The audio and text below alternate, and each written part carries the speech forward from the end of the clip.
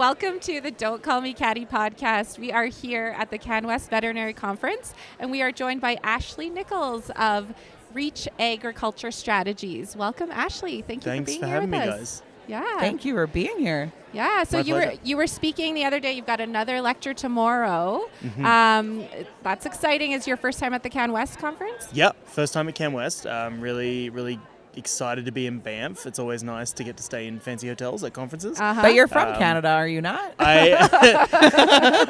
No. So originally from Australia, moved over here in 2011, and it was meant to be for a 3-month summer trip, and it was nearly 15 years ago now. That's because you met Louisa. That definitely helped the cause to stay. Oh, you met her on the little 3-month No, stint? we had been friends for a long time. Okay, but yeah.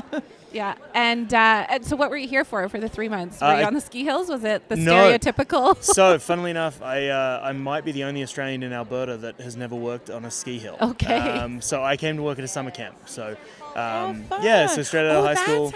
So that kind of like links into where I ended up today. But so I came to work at a summer camp. I was in Kananaskis. Did a bunch of guiding, horseback guiding. I was a counselor. I was running the counseling team. I did a pile of different jobs there. Fell into maintenance. Worked at a few facilities. From there, I ended up working with WA Ranchers, the University of Calgary, and got really thrown into the beef industry and learning about cattle and cowboying and that whole way of life. Australia has a big cowboy market too, right? Do they not? Different. So we call them ringers. Ringers. Yeah, so we have massive beef industry. Yeah. Very varied kind of geographically, like out in the middle and up in the north, we've got the massive stations where they have millions of acres and they muster with helicopters and chase down bulls and trucks. It's Australian Yellowstone. Essentially, yeah. And then closer to where I'm from, kind of in the southeast part of the country, it's a lot more similar to kind of the foothills in this area.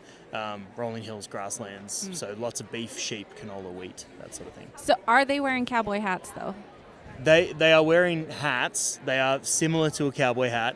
But like a Crocodile Dundee type hat? So that's the other really fun. Holy, this is like the Canadians live in igloos. Like true. That's where we're at, right? Exactly. No, not like the crocodile. Do they ride dingoes? Like I don't even know. Kangaroos, all the fun stuff. Yeah. It's called an akubra, so it's a similar style of hat, just kind of a different shape. Okay. But Okay. Yeah. So Interesting. ringers. Yeah, ringers. Ringers. So you weren't a ringer back in Australia? No, so I was raised in a small community, about 2,000 people, which was a farming community, but I was a townie, I was a town kid, and didn't really get in agriculture until I came over to Canada. And then obviously fell in love with this kind of production style. I love that it's really tied to the seasons, like there's such a seasonality to it, and it's really so connected to that, very like definite kind of sections throughout the year, and really fell in love with it. Well, Canada has an unbelievable agriculture. I think, right? Yeah, like with the ranches, and it's unreal. My neighbor is a commercial chicken farmer, and it's just so interesting, like for what they do, and farm to food or farm to table type stuff. Yeah, and I think like the diversification is huge too, right? Like similar to Australia, how we've got those very unique geographies. I mean, Canada obviously does as well, right? You can't do the same thing in PEI that you can be doing in BC. So the difference across the country is massive. Yeah, definitely. Okay, and so for our listeners, how did you get to Reach Ag? What do you guys do? And or why did you start Reach Ag? So getting to Reach Ag was a bit of a journey. I went through the Canadian Cattle Young Leaders program, which is a mentorship program with the Canadian Cattle Association. They link you up with a mentor, and my mentor is Dr. Michelle Calvo-Lorenzo, who works with Lanco. She's in their animal welfare side of things, and we started talking. I've always been really interested in cattle handling, low stress handling, animal welfare, and how that kind of connects with the people, right? No one is going to handle animals well when they come to work upset. So we started talking about kind of that connection and what that looks like. There's been a ton of work done on animal interaction, human to animal interaction, but not a lot of work on how human to human interaction then will affect animal welfare. So we started kind of discussing that. I went through that mentorship program and was lucky enough to have just an incredible time. I got to do some travel. I got to spend the day with Dr. Temple Grandin, No way. I know the eyes go wide when I say that. I'm like, wait a minute. I still haven't like fully wrapped my head around that, but yeah, I got to spend some like one-on-one time with her in Denver or Fort Collins in Colorado, and really get to kind of her thought process around low stress livestock handling and what that's done for the industry and what she sees the progression of that. From there, I had been at a conference a couple of years before and had heard the term low stress people handling. And that really stuck with me. I was like, that's really clever. Like, I can really do something with that. And that's kind of how Reach started. So Reach we do communication and efficiencies development with ag operations, which is a long way to say I try to make farmers yell at each other less. Love that. Yeah. That's a great catchphrase. So low stress people handling. And having farmers yell at each other less is kind of my goal at the end of the day. And then the follow up to that is yes, I'm busy, which is great. But I think that there was so when I came to agriculture a little bit later in life, there was a real lack of training and onboarding opportunities when you start in the industry. You know, there's the classic anecdote that you drive out in the field. They say, can you drive this feed truck? And I said no. I say it's an anecdote. This happened to me. Can you drive the feed truck? I said no. And then eventually the transmission blows up, right? And then all of a sudden you go, well, why did that happen? I didn't know how to drive a feed truck. Like, it's pretty clear. So I really, as somebody who was kind of put through that concept, it's really easy to see how people aren't sticking to the industry and aren't feeling welcome to kind of enter in. And that's kind of at the root of what I'm trying to do with Reach, is to help people communicate better, help businesses set themselves up so they're in a better place to welcome people into the industry. And at the end of the day, we want to be able to pull anyone off the street and make a farmer out of them. So setting up with operations, I'm setting up their human systems, so their onboarding, training, job descriptions, org charts, all of those kind of human systems that they don't often manage that well, because historically we haven't really had to. But with generational changes, with the change in the industry, we really need to start focusing on that, and that's kind of what I've been working on. What are you seeing in terms of trends for the newer group of people entering the agriculture industry? Yeah, so that was a part of my talk on, I don't even know what day it is today. Today's Monday. Today's Monday? Okay, Yeah. my talk on Saturday. No, Sunday. Yeah. We're really... I don't know what day it is. Cam West is a ride. I know. It's a marathon and a sprint. We got one more day. One more day. Bowling tonight, and then we're good tomorrow. Wait till tomorrow. Yeah, truly, when I have my next talk. But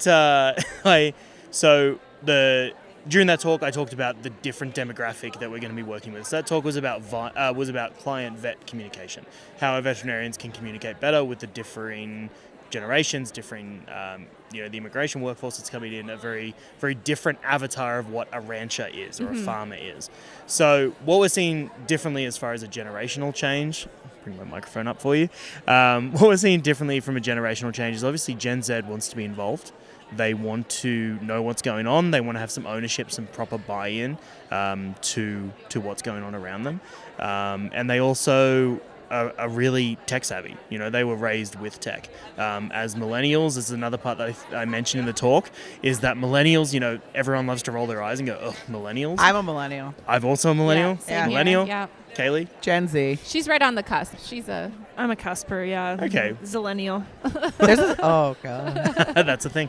I thought that was a drug or something. Isn't that the sugar dogs aren't supposed to eat? Xylitol. It's pretty close. Is there a booth here selling Millennial? I don't know, but I'll take it. Yeah, sounds great. But for years, it's very much been an eye roll, millennials. But millennials are now in their 30s, their 40s. Like, we're not kids anymore. We're starting to get into the C-suite. We're starting to get in those leadership positions. I act like a child. We still act like children, of We're course. the most unserious adults. But yes, I get what you're saying. But it's we aren't kids anymore, right? Yeah. So Gen Z, Gen Alpha, as things start to progress there, the big differences are they want to be included. They want to know what's going on. They want to be informed. And obviously we're not informing every single employee about every financial decision that an operation is making, but they need to know what's going on day to day. They want a big picture view of what's going on. You can't just tell a Gen Z employee that they can just go do that thing. They need to understand why. They need to understand a bit of purpose behind what they're doing, because that's the next piece. At the end of the day, they're driven by purpose. They're not driven by the economics that some other generations were driven by. You can't just pay someone $60 an hour and give them a terrible job and expect them to be happy about it. That's not how it goes. They are all about work-life, like finding that work-life balance. Truly. I want to work, but I also want to live my life. Yeah. But that's also an issue in ag right now, and why farmers are not succession planning to their own kids is because they saw how hard their parents had to work to navigate the farm. Truly. And the reality is we can do it easier. We can do more with less. Yeah. Especially with the advent of AI. We won't get into that. That's a whole other podcast. But the capability that we have is just huge. So we don't have to do it the same way that our parents did. We can do it easier. We can do more with less. And we have the capability to do it and the motivation to do it as well. Well, I do want to touch on that somewhat, though. I was planning to ask you about it. Is ag tech is this growing industry? I'm seeing all the VCs, talking about investing into ag tech.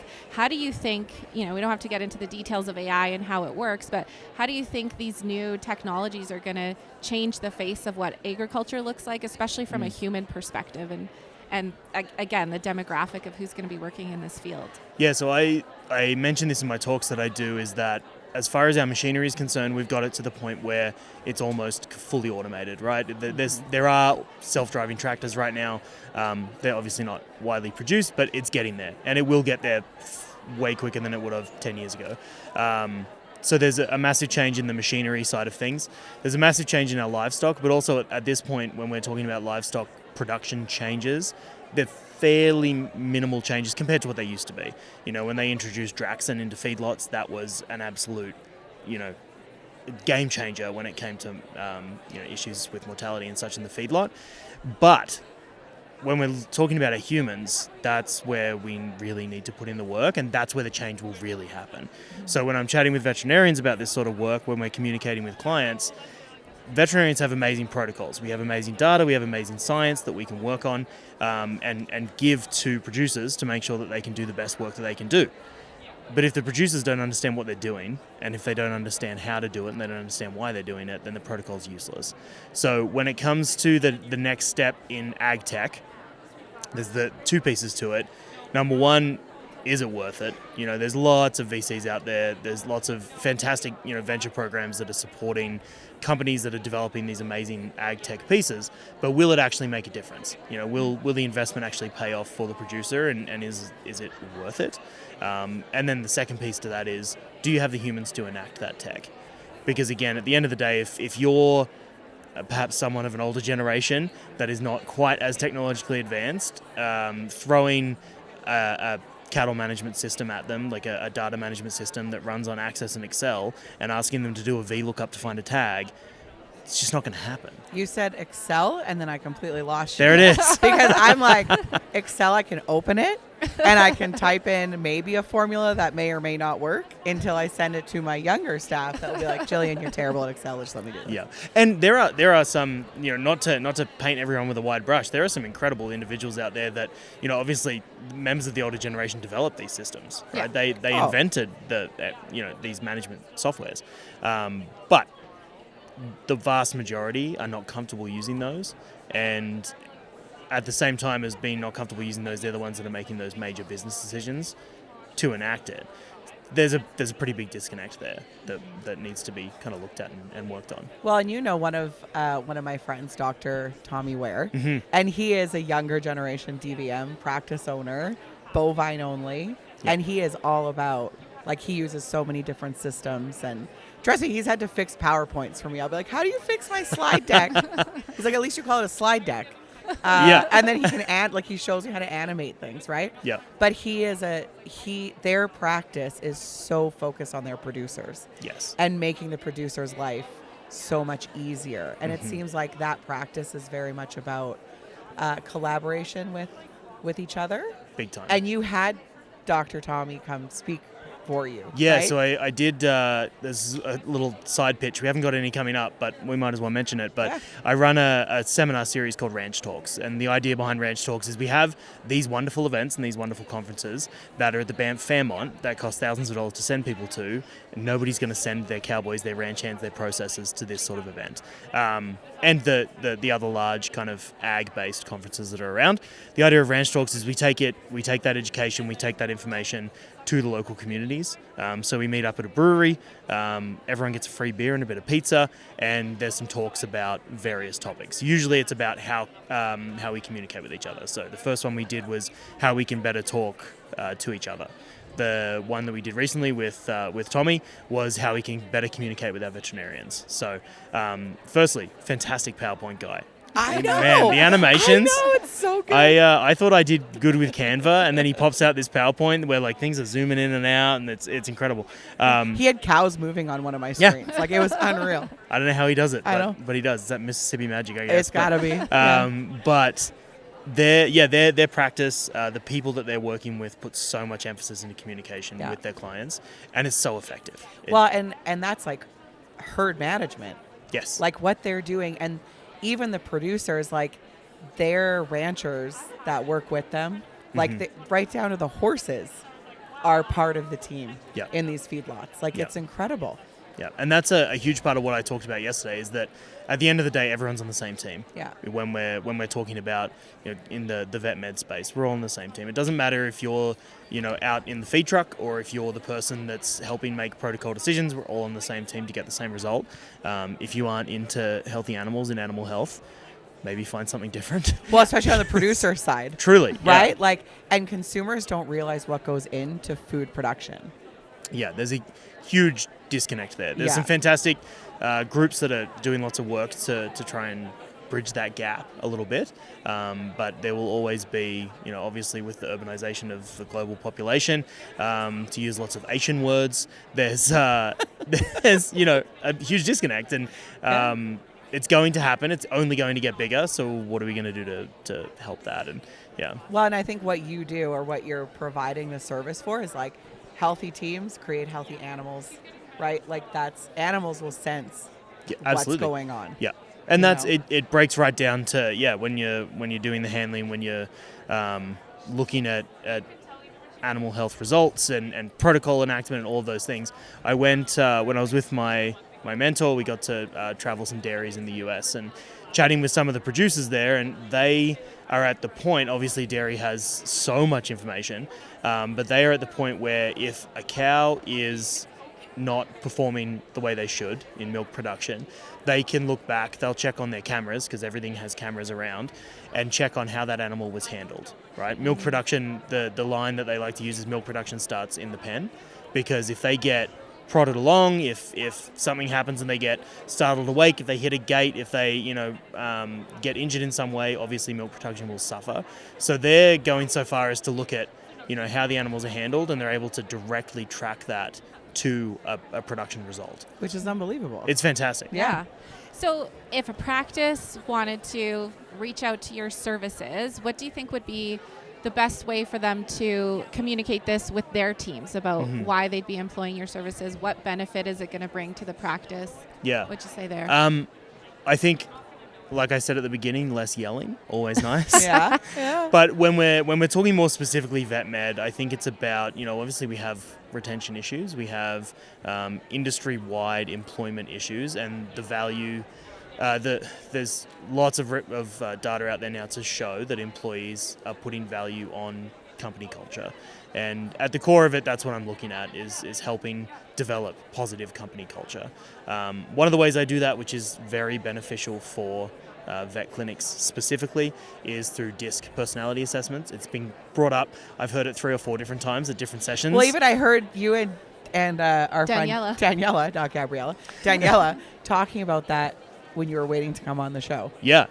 And she was saying for her clinic, the positive benefit is that they can, when they're dealing with conflict, when they're dealing with, those kind of interpersonal scenarios or even in a wider team scenario, they can use that as something to kind of fall back on to make sure that everyone's on the same page and understands what's going on. So does DISC stand for something? Like, what's the acronym? Yeah, so each of the letters stands for dominance, influence, steadiness, and conscientiousness. Okay. Yeah. And what do you have to do to put someone through that program? Yeah, so I have a really great system that I get to use, which is through Everything Disc, which is kind of the inventor of the concept. They have an online platform, so it's all fully automated. All I need is the name of the individual doing it in the email. It gets sent to their email address. They can do it on their phone or on the laptop. Answer a series of questions. The questions are adaptive questions, so often people can kind of cheat these things a little bit. They want to fit into a certain category. This reduces the cheatability of it by asking those adaptive questions. And from there, it puts everyone onto what's called the Catalyst platform. So the Catalyst platform is the longevity piece of DISC. Quite often, businesses will do DISC and then just forget about it. What Catalyst does is it puts everyone on the platform together, and you can pull up anyone's profile at any time, anyone in your team. So if we were going to work on a project together, I would look up and say, okay, Jillian is an I. I'm fairly confident Jillian's an I. And this is the way that she will communicate. This is how you will communicate best with her. These are some challenges you might come across. So it's an incredibly useful tool for that kind of long-term development to help teams work better together, as well as that employee-employer relationship. If you're having to deal with conflict, as we always do, it gives you that kind of insight into what that person's looking at. And how would an employer use it? So I've got this employee database of all of their DISC profiles. Mm-hmm. I've got the Catalyst, but how do I apply this in real life when I'm Yeah. interacting with my employees? So ideally, I think it can be a little difficult in vet med because everyone wants a protocol, right? Yeah. The idea with DISC is that it gets into your company culture. Everyone starts to understand what it is, and you kind of think, I mean, I definitely think in DISC when I'm chatting with, again, Jillian, obviously an I. What so does I mean? We'll get I'm there. loud. Chatty People are ideas, you've got boisterous. lots going on. Yeah. Yeah. And yeah, so when a employer company is using this, it gets into the culture, it gets into kind of the vernacular, and it becomes just the everyday tool that people are utilizing in their base communication. Well, so I'm assuming, how I approach a difficult talk with someone, or how I react to a different talk about, Yes. to a difficult talk with myself, right? Yeah. So, And yeah, I think that, we forget there's two ends to this as well. Number one, that veterinarians spend a lot of time in school. Yeah. And obviously need to become the professionals that they are, but then get dropped into a business and say, hey, you have all of these employees, you have all these bills, you have all of these facilities, Go. figure it out. Yeah. As well as being highly skilled professionals in vet med. So that's tough. This It's gives a you, lot. It's a big range. it's crazy. There's many reasons I didn't go to vet school, but that helps. Well, mine was due to a prolapse cow on my farm, which is why I did not go to vet school. Oh. And it was a uterine prolapse. Nope. At 13, I'm not shoving a vagina back together. I have a great uterine prolapse story that happened in midnight on the side of a hill, and there was coyotes that I had to fight off with a stick. We can come back to that another day. We You need are a AI to generate an image. Where's Tommy? Get Tommy to get a slide deck together. Yeah, Tommy can animate that. We'll tag Tommy in this episode. I can show you some images later. You're a real cowboy. I don't know. I'm Fighting off coyotes from a cow uterus. in a different life. He's in a real different life. ringer. He's a real A ringer. real ringer, yeah. No, I spend a little more time in my home office behind a laptop now, but that's fine. This is what makes you why you fit, though. Yeah. Why this fits is because you are legit. And because you came into it later in life. Yeah. So you could see from the outside. You weren't, born into it on Yeah. a farm, living the life. You can see from an outsider's perspective. Yeah. Yeah, and I think that background, I like to say it's a background in experiential education, which means that I worked at a summer camp. But that background... As a counselor. Right, as a counselor, yeah. As the coyotes are howling in the background. We're going to eat you. That was... Little do people know that experiential education means I sing and dance in front of 10-year-olds and It's okay. play Sounds games legit. and stuff. It was, super legit. But Please sing a song for us. no. But with that background and being able to link that and see the result of that, adults are just overgrown 8-year-olds. Yeah. It's the same stuff. Yeah. It's the Yeah. same communication. We all throw tantrums when we're hungry. Yeah. It's no different. So being able to utilize the real life effect of that and bring that into a different space has been great. Could you imagine if as an adult you could express yourself like an 8-year-old? How good you would feel? Truly. Right? Like if I could have a temper tantrum Yeah. on the floor. Like I want to lay on the floor kicking and screaming and just have a tantrum and nobody judge me. Go take a nap and hear some goldfish. Oh, like, I do indulge in naps. Yeah. Truly, though, it's funny that you say that, but I think that there is a portion of us that do that. Yeah. Right? Yeah. And act as if it's a normal, okay thing in the workplace. Yeah. It's obviously not. So if we can put some of these tools in place to help with that. Well, and what I think is really great about this is, and you said DVMs spend a lot of money. They go to school for a very long time to get to where they are. And then they come in with these teams. Like Leilani's an RVT, highly skilled, has to learn with someone who else is also highly skilled, has maybe been in the industry longer than them. So now they have to learn a little bit from their RVTs, right? But now you go to a ranch. Yes. And now you have people that have maybe no education, and you give them the opportunity to be educated in something that they would never have gotten Maybe no elsewhere. formal education. No, but no formal. But I mean, like, they are farmers. They know they have a different skill set than most. But these communication skills we don't get just by talking either. Yeah. Yeah. Right? Yeah, it's something that we have to practice and something that we have to learn. And it's so effective. I have done this with a couple of ranch operations now where, I'll be chatting with the gruff, stereotypical cowboy, and he's reading through, even then I say he, is reading through the assessment results. And at one point, one of the cow bosses looked up at me and he said, "Wait, is that why they get upset when I yell at them?" I said, yeah, obviously. Like, is that not clear to lots of people? But it's not. It's something that we need to work on and something we need to practice. Well, and I support, we have a scholarship for my dad, in honor of my dad, for 4-H. And I started it because one of my clients' husbands is a farmer. And I said, as someone who went through 4-H, what would be a meaningful scholarship for you? And he said, all of the scholarship programs are for professional programs. There's nothing for farmers, right? And so they're not getting that same level of coaching education. They're just, so again, like, I just think there's so much value here that with a rural mixed practice and their producers and their teams. Yeah. So how does it work? Like, when you are consulting, will you do it with both the veterinary team and the producers together? Or are you doing them separately? Doing them separately. Okay. So as far as the human systems is concerned, I'm focusing purely on the operation. Okay. At the end of the day, that's kind of my core goal, is to work directly with operations. Okay. When it comes to the veterinary side of things, obviously DISC is the beneficial tool that I utilize there, as well as helping conduct some of those trainings around communication and what that client communication looks like.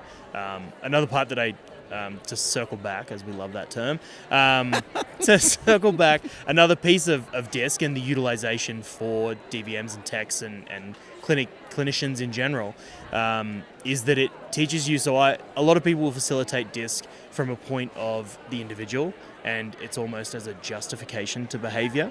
I facilitate DISC as a tool to understand the others that are around you and how those different personalities work well together. Right. So the first piece is understanding what a day looks like for you. The second piece is understanding what a day looks like when you're working with others.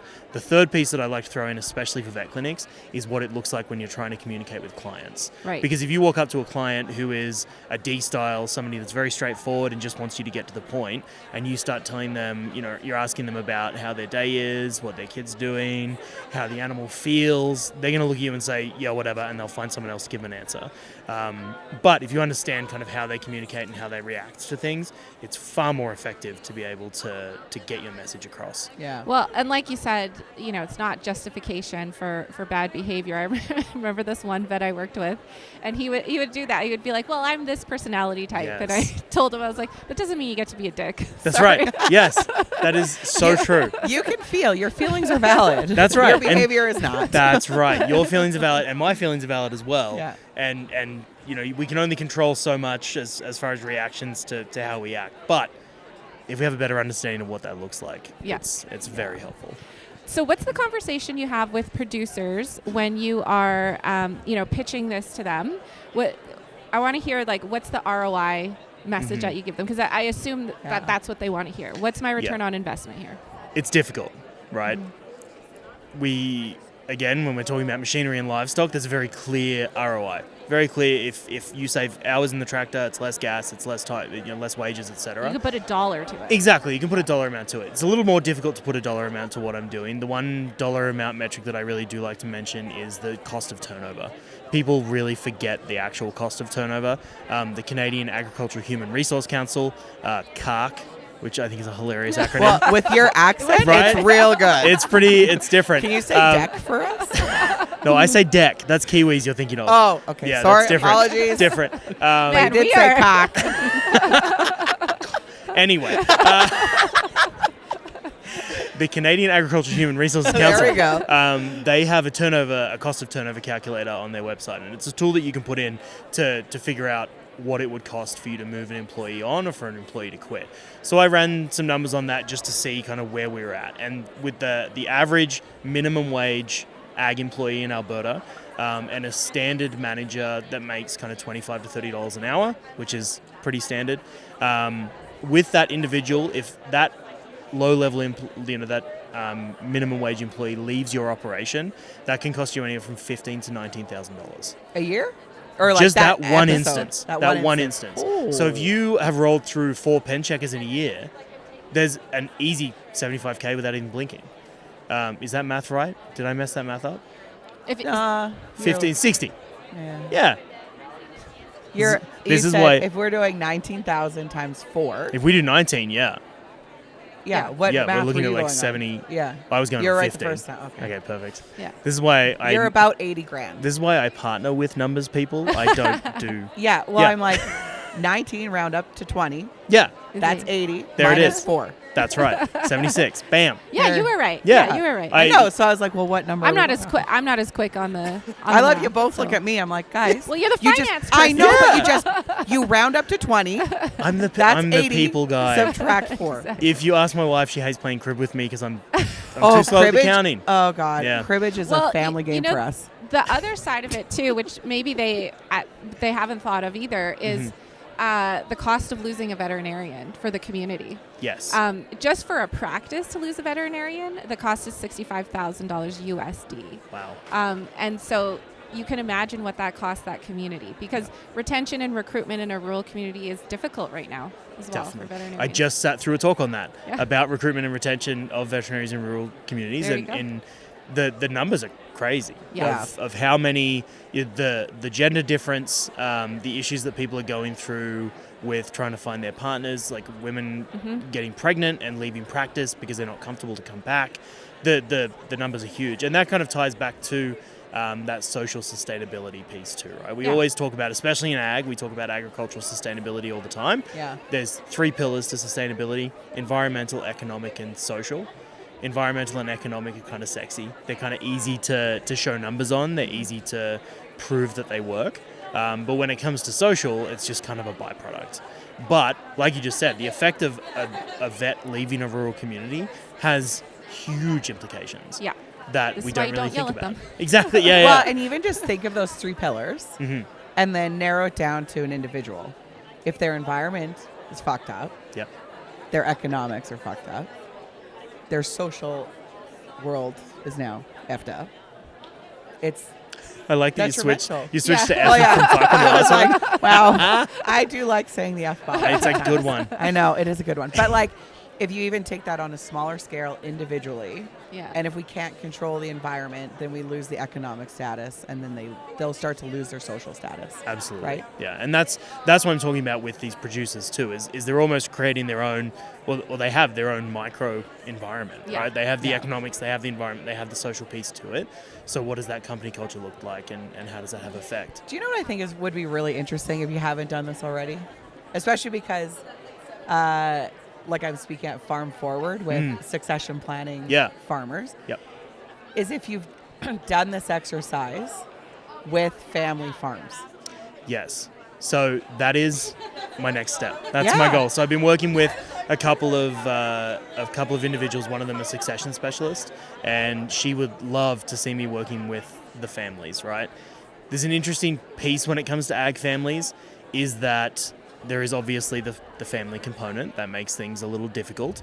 However, at the end of the day, in agriculture, people like to say, run it like a business. It is a business. You can't run something like something when it is something. Yeah. So when we're talking about running something like a business, well, or if we're running it as a business, if somebody is working in that operation, they are an employee. As soon as you're an employee, there's a transactional relationship there. Yeah. So whenever anyone says, well, we're a family, I don't care. You're a business. There's family enterprises. Truly. It's the same idea. It's the same thing. Yeah. Is that Annalise? Is that who you're talking about? No. Okay. No. Okay. It is, oh my goodness, Anessa. No, sorry. Is that who you meant? Yes. That's Anessa what Good. Yeah. Yeah, because she saw that I was speaking, and so she added me, and now we have a coffee meeting. Oh, nice. Yeah. I just met with her the other day. Oh, She's good. great. Okay, great. Yeah. We should send her a selfie. Yeah, let's do that. We will. Yeah. But at the end of the day, it's immediately transactional. Yeah. Right? Especially that all ties back when we're talking about succession and what that looks like industry-wide, which again could be a whole nother podcast on its own. But as soon as you enter into that working relationship, it's completely different. You're not mum or dad anymore. You aren't son, cousin, brother. You are an employer and an employee. And we need to have a better understanding of that and set everyone up for success. Because when you treat it like that, when you treat it as what it is, it's far easier. Takes all of the emotion out of it, takes all of the family historics out of it, and can create really successful relationships in the workplace. Well, communication with farm families is probably one of the worst, because you're dealing with family dynamics, siblings that don't want to be in the farm but want the benefits of the farm. Mm-hmm. And they're totally different. Like, they're going to be, what did you call yourself, a townie? Yeah. There's like the townies, and Yep. then there's the Aggies. Like, I'm sure my neighbor is like, these bunch of townies moving over here. Yeah. You know? Truly. I know. I'm going to make a joke because they'll be there. Yeah. So, Nice. it's going to And there is obviously nuance to this, I Yeah. guess. I don't want someone listening to this and being like, who's this asshole telling me that the family doesn't matter. It does. Of course it does. for sure. There's a ton of nuance there. But having those background systems that we can kind of fall back on makes a huge difference in being able to have those conversations. Well, even in vet practices, right? A generational vet, like the parent, owner, and then you have a younger Gen Z that we're talking about, has all these ideas, how to use tech, how to make people's lives better. Yeah. And it's like, how do you have that communication? Yeah. Oh, it's tough. In our industry, I'm sure it must be the same in ag as well. You get the old, well, we've always done it this way, right? So there's definitely those challenges in vet med. But what I keep thinking about when we're talking about the don't yell at them, all I can think about is Gordon Ramsay, like in the kitchen. The idiot sandwich. Yeah, and I'm like, they need Gordon Ramsay needs Ash to come talk to him. Gordon about. Ramsay, actually, I'm pretty sure he's opening a restaurant in is it Enoch Cree Nation? Just outside probably. of Edmonton. Oh, okay. That's At fine. the It's casino not there, far he's from me. opening a restaurant. Oh, you We'll need to have go- you out. We'll have you out. Yeah, you need to go consult We'll there. podcast there. We'll do a Perfect. podcast at a table. Perfect. And, We'll chat with Gordon. It'll be great. It'll be great. Exactly. He's going to yell at all of us. Yeah. Like, your hat's not legit enough. Yeah. And, Yeah. you know. Yeah. What was I going to? I did have a really great question, and now I've lost Well, I have it. one while you think. Okay. Are there any, around the world? I'm sure you learn about a lot of, maybe not around the world, but even within Canada, maybe. Mm-hmm. Are there any places that you think like this is a really great example of getting agriculture culture correct, where you really look at that as, man, this would be an excellent goal. Maybe it's a different country that has, a different culture, or maybe it's just a different ranch you visited, or whatever the case. What's your shining example of how it can be? That's really tough. I mean, there's always, again, nuance involved in all these things. The example that first comes to mind, though, is a feedlot that has just been built in Nebraska. It's still in the final phases of construction, called Black Shirt Feeders. Dr. Eric Belke, he was here earlier at the conference, based out in Nebraska, but lives in Okotoks now and works with TELUS Agriculture. So they have built this feedlot. It's going to be 200,000 head when it's finished, so a very large operation. Yeah. He spoke a little bit about the feed yard at a talk the other day, and some of the things that really stood out to me when he was talking about that were the positioning of their chutes, where they were putting their hospitals, how they were managing the flow of cattle through a facility. And every time he talked about that, he said, because we need to take care of the people that are doing it. So I think that I also know some of the kind of background individuals that are helping to develop their HR systems and looking at those human systems. They're definitely a shining light when it comes to, especially in the beef industry anyway. As somebody they've built it from the ground up, and it's not a mum and pup operation, it's 200,000 head, but they have purpose built every inch of that facility to make sure that it takes the best care of the animals, the best care of the community and the environment around them, and the best care of the individuals that are working there. So he'll truly be able to tell those, Gen Z, Gen Alpha employees why we do it this way, or why 100%. this is here, this piece of equipment was built this way, or why we designed it this way. Yeah. And again, when you've got that set out, it's super easy. It doesn't have to be a 4-hour long meeting. It doesn't, it makes training and onboarding so much more effective. When you have that story set out, you understand the why. That's a big part of what I do, is the why, and looking at why it is that we're actually doing stuff. And you want buy-in from younger employees. Give them a why.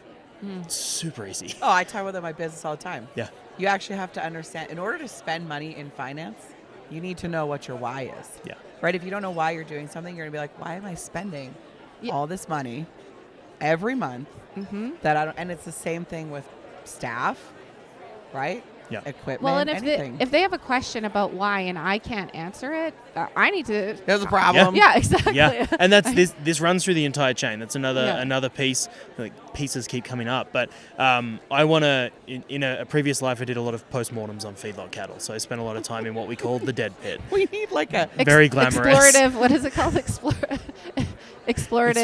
Experiential education. Oh, experiential education. That there was we go. experiential in a different way, but in that scenario, super often I would have people that would haul those postmortems to the dead pit, and they'd get out and they'd look at me and go, "What are you doing? Why are you doing this?" They had no understanding of why we needed to gather postmortem information from these cattle, what effect that had on production decisions and data management, et cetera, et cetera. So one of my kind of key ideas is the fact that the owner and the person that's hauling deads and everyone in between has an understanding of what they're doing. At the end of the day, what the accomplishment is. And again, that doesn't mean they need to read your financial statements, but they do need to understand why it is you're custom feeding as opposed to retain ownership, as opposed to different styles of operation. Why are we feeding heifers instead of steers? Why are we bringing in these beef on dairy calves? What do these things look like? And every single person that works at that operation needs to have a good understanding of it. And the same thing in vet med, right? If you understand, why are we taking care of horses all of a sudden? Maybe a pretty extreme example, but I want to work with dogs and cats. Why are we doing this? Is there a business case for it? Is there, employee changes that are affecting these decisions? Get an explanation there. Yeah. Transparency. Yeah. Big I time. totally forgot my question, but that's okay. It must have This been is- real good. We can ask the song one now. Okay. Because this has been so good. Before we do that, so we're at the 45-minute mark. Yeah. I want to hear the coyote story. Oh, okay. Oh. Okay. Yeah. We can. So. Oh. It was just like that. Before we Oh, end. oh, Before we end our conversation, we do have to circle back to the coyote story, because you are not allowed to leave here without letting us know how you fended off coyotes. And apparently there are images. There's images. There are images. Oh, Yeah. of- So I think we just insert images in this podcast. of how you fended off coyotes from a bovine uterus. They are. It's not a sentence that's typically spoken. Yeah, they're not graphic. We'll say that, but they're not too bad. But doing a night check, it's about 9 o'clock. There was a heifer on kind of a side hill that had fallen legs up, so she was cast on the side of the hill. When she kind of got into that stressful situation, started to push, started to have the calf. Unfortunately, based on the timing of the check, we missed that the calf had died. So decision was made, pull the calf out. As we pulled the calf out, of course, you get a uterine prolapse because she's been pushing so hard. So things aren't going super great. She's still cast on the side of the hill. The calf is out, but we're looking okay. So I called one of my co-workers, who then called the boss to come out, and we were going to do the surgery on the uterine prolapse. So in the meantime, he brings a rope out. We rope the cow and just kind of tied her off to a tree so she couldn't run off. So we get her on her feet. She's tied off. He goes back to the yard to get the surgery equipment and to pick up the boss. And while he goes back to the yard, at this point it's about 11 o'clock at night, it's pitch black. The cow takes objection to being tied to the tree. Shocker. So she chased me around the tree in multiple circles until she was snubbed up pretty good, which was helpful for me. So at this point, she snubbed up to the tree with her head. She kind of sat down, and I was like, okay, sweet, we can just wait here. And in the meantime, I start hearing some yipping from the trees kind of at the base of the hill. Oh. Just like that. And look out of course, I only had my cell phone with me, so I was shining the light into the trees, and there was a pile of coyotes in the trees that had obviously smelled the calf, were kind of coming to check out what was going on. So I've got the cow snubbed up to the tree, wanting to have me not there. The coyotes at the bottom of the hill wanting me to not be there as well so they could get the cow. So yeah, I started yelling, screaming, throwing some sticks, having a grand old time. At about this time, the boss came, and her and my co-worker came on a side-by-side and shone the light up, and they said all they could see was me standing there throwing sticks into the trees completely on my own and couldn't figure out what was going on. So I explained to them, long story short, when you're fixing a uterine prolapse, in that scenario, you have to kind of frog leg the cow. So her back legs need to be out behind her, and she's laying on her belly.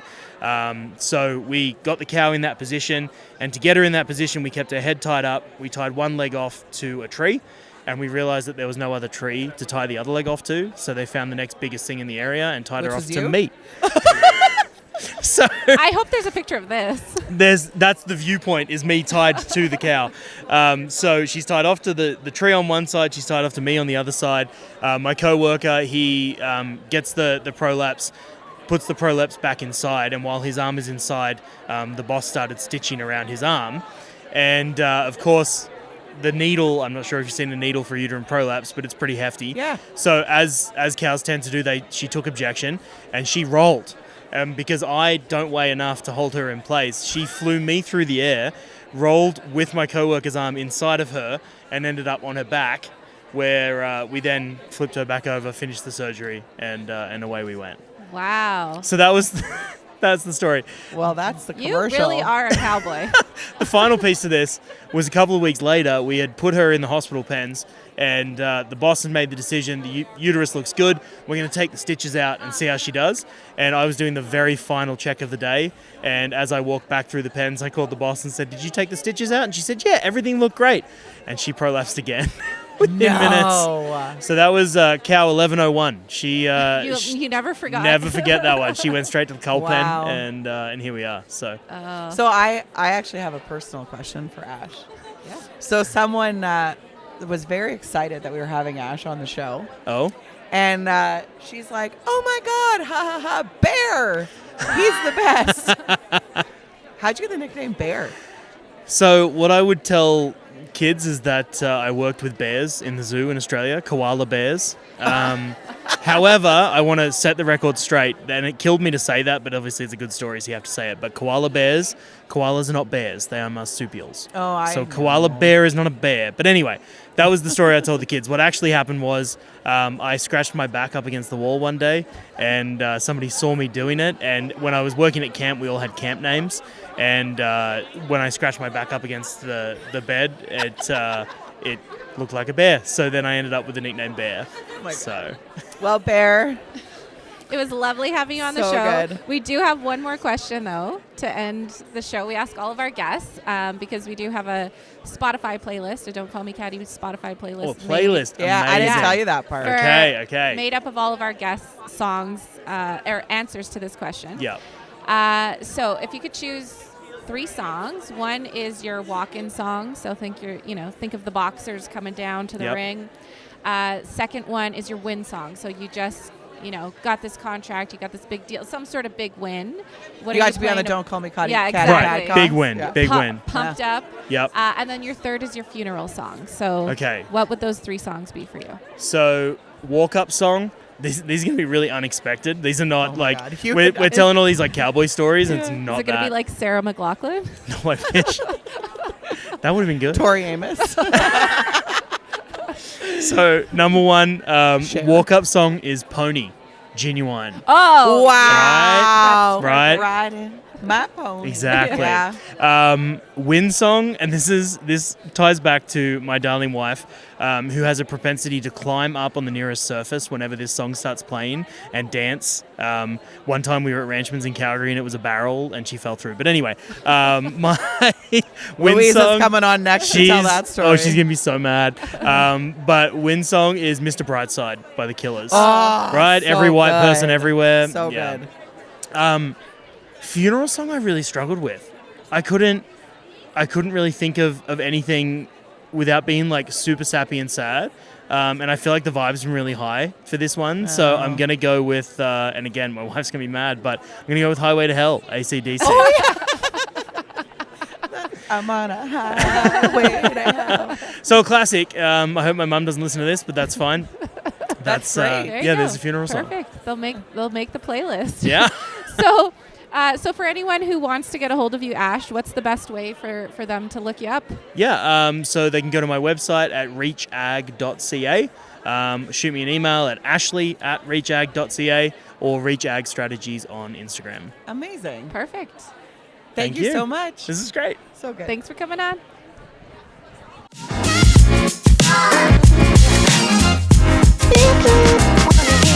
Yo.